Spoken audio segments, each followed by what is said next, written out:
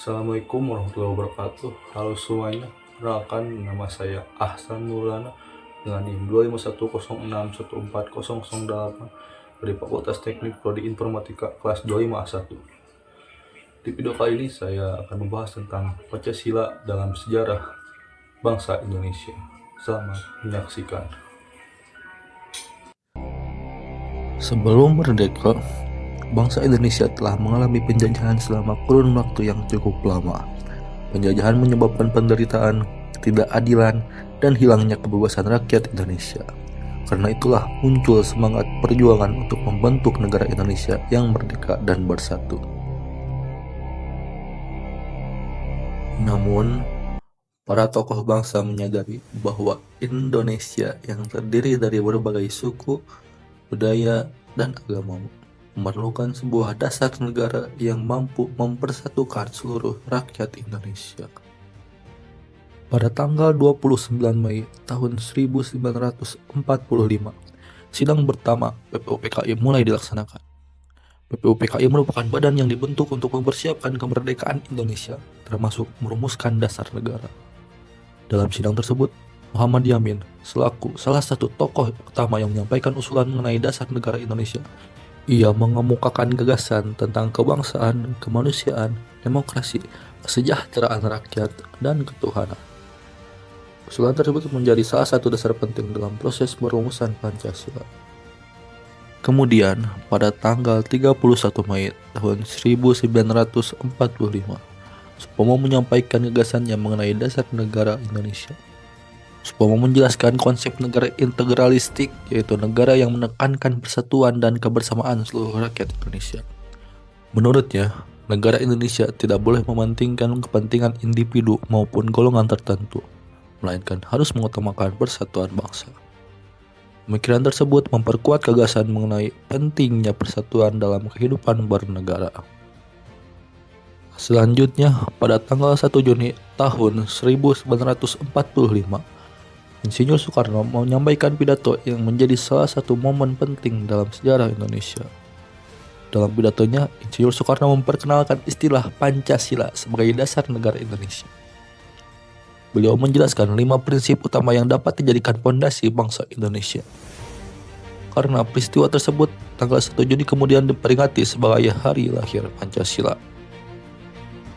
Namun, rumusan Pancasila pada saat itu belum menjadi rumusan final dan masih perlu dibahas kembali oleh para tokoh bangsa. Setelah sidang BPUPKI selesai, dibentuk Panitia 9 untuk melanjutkan pembahasan mengenai dasar negara Indonesia. Panitia ini sebenarnya terdiri dari 9 tokoh bangsa, yaitu Insinyur Soekarno, Muhammad Hatta, Muhammad Yamin, Ahmad Subarjo, Agus Salim, Abi Kusno Djokro Sojoso, Abdul Qahar Mujakir, Wahid Hasyim, dan Alexander Andries Maramis. Pada tanggal 22 Juni tahun 1945, Panitia 9 berhasil menyusun sebuah naskah yang dikenal sebagai Piagam Jakarta. Piagam Jakarta berisi rumusan dasar negara yang menjadi cikal bakal Pancasila saat. Namun, pada rumusan sila pertama masih terdapat kalimat ketuhanan dengan kewajiban menjalankan syariat Islam bagi pemeluk-pemeluknya. Rumusan tersebut kemudian menimbulkan kekhawatiran dari beberapa daerah di Indonesia yang memiliki keberagaman agama. Karena itulah, para tokoh bangsa kembali melakukan musyawarah demi menjaga persatuan nasional.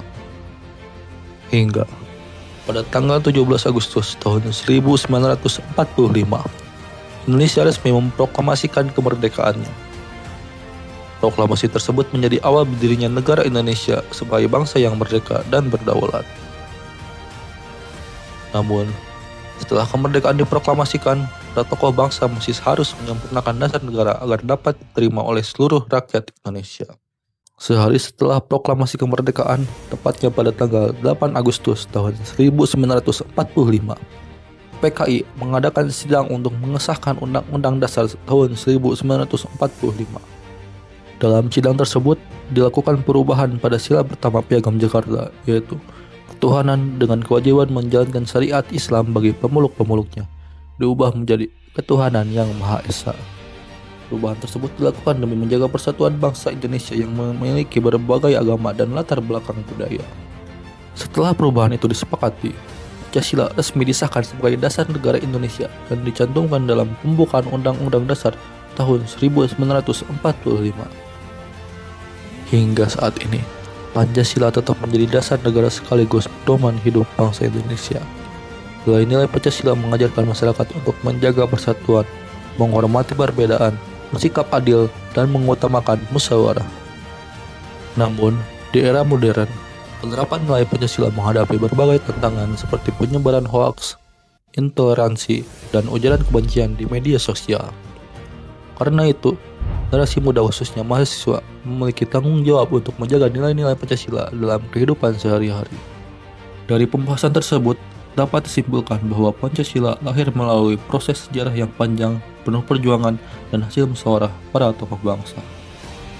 Pancasila bukan hanya dasar negara, tapi juga menjadi simbol persatuan bangsa Indonesia yang memiliki keberagaman suku, budaya, dan agama. Sebagai generasi muda, kita harus menjaga dan menerapkan nilai-nilai Pancasila dalam kehidupan sehari-hari, agar persatuan dan kesatuan bangsa tetap terjaga. Sekian video dari saya. Terima kasih atas perhatiannya. Wassalamualaikum warahmatullahi wabarakatuh.